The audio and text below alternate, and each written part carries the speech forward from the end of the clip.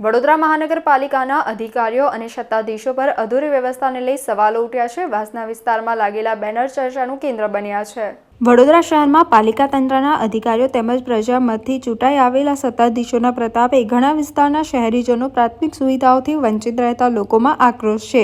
પ્રજાની પ્રાથમિક જરૂરિયાતો પૂરી ન કરી શકનાર પાલિકાના સત્તાધીશો કોન્ટ્રાક્ટરના લાભાર્થે કામગીરી કરતા હોય તેવા પણ આક્ષેપ પ્રજા કરી રહી છે. તેમજ તેવી ચર્ચાઓ થઈ રહી છે. જ્યારે પ્રજા દરેક જગ્યાએ રજૂઆતો કરીને થાકે છે ત્યારે પ્રજાનો ગુસ્સો પોસ્ટર સ્વરૂપે કે બેનર સ્વરૂપે બહાર આવતો હોય છે. આમ પણ વડોદરા કલાનગરી છે તો કલાના માધ્યમ થકી કે અન્ય માધ્યમ થકી અભિવ્યક્તિ લોકો કરતા હોય છે. અધૂરી વ્યવસ્થાને લઈને હાલ તો એન્ટી બીજેપીના પોસ્ટર વાસના રાણેશ્વર મંદિર પાસે લાગ્યા છે. કોર્પોરેશન ચૂંટણી પહેલા વાસના રાણેશ્વર મંદિર પાસે એન્ટ્રી બીજેપી સહિત લોકોની વ્યવસ્થા માટે પોસ્ટર લગાવ્યા છે. પહેલા વ્યવસ્થા પછી વિકાસ તથા આઝાદ દેશના ગુલામ નાગરિકોને ભીખમાં પહેલા વ્યવસ્થા આપો મોદી સાહેબ તેવા સ્લોગન સાથે પોસ્ટર લગાવ્યા છે. વડોદરામાં નાગરિકોને જાગૃત કરવા કે સરકારની ચેતવણી માટે આ પોસ્ટર લાગ્યા છે તે અંગે સવાલો થતા ચર્ચા લોકોમાં થઈ રહી છે. વડોદરામાં આ વર્ષે પૂરના કારણે લોકો સ્થાનિક સત્તાધીશો તથા તંત્ર પ્રત્યે નારાજગી જ છે.